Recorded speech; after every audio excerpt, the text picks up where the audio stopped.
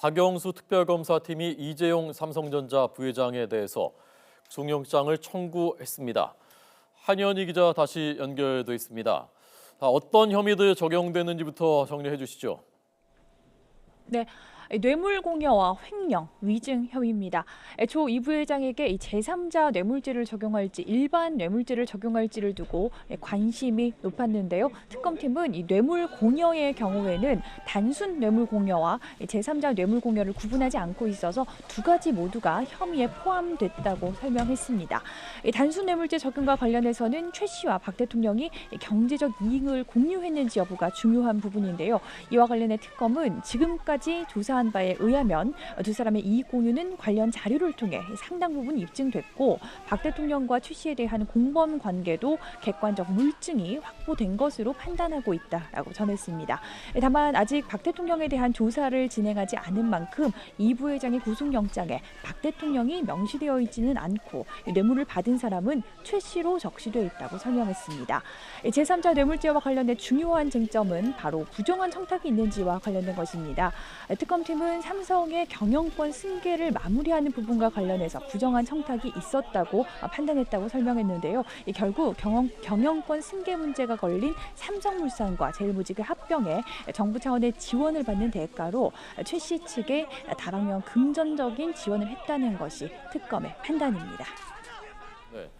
이재용 부회장 그 영장에 적시돼 있는 건넨 뇌물, 공유한 뇌물 액수는 얼마로 돼 있습니까?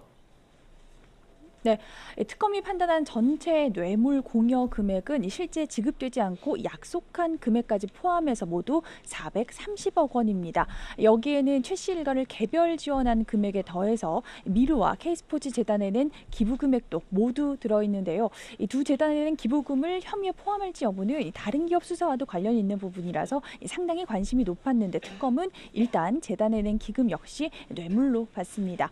이와 관련해 특검팀은 두 재단의 기금을 낸 다른 기업들에 대해서는 부정청탁 여부와 금액에 따라서 추후 조사 결과에 따라 처리할 예정이라고 설명했습니다. 삼성 다음으로 수사 선상에 오를 기업으로는 SK와 CJ 등이 언급되고 있는데요.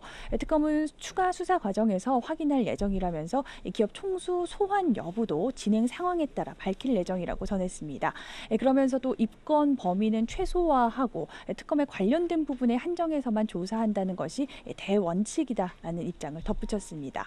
이 부회장에게 적용된 또 다른 혐의는 횡령인데요. 이 부분도 일반적으로 회사 자금을 이용해서 뇌물 공여에 사용할 경우 원칙적으로 그 금액 자체를 횡령으로 보고 있다고 설명하면서 이 사건과 관련해서도 전체는 아니지만 일부 금액을 횡령으로 판단하고 있다고 설명했습니다.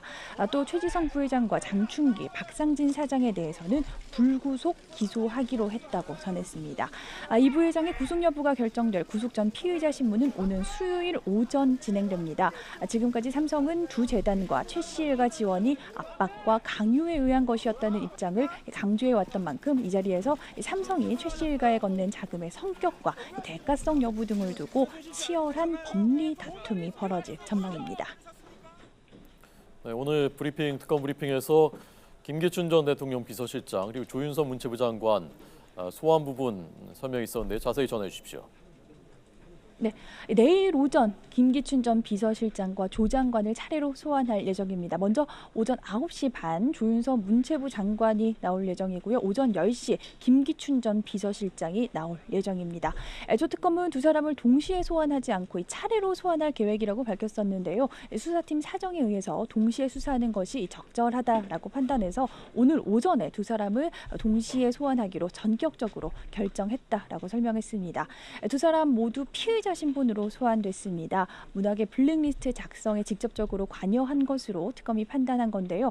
이규철 특검보는 필요할 경우 두 사람을 대질 신문할 가능성도 있다고 설명했습니다.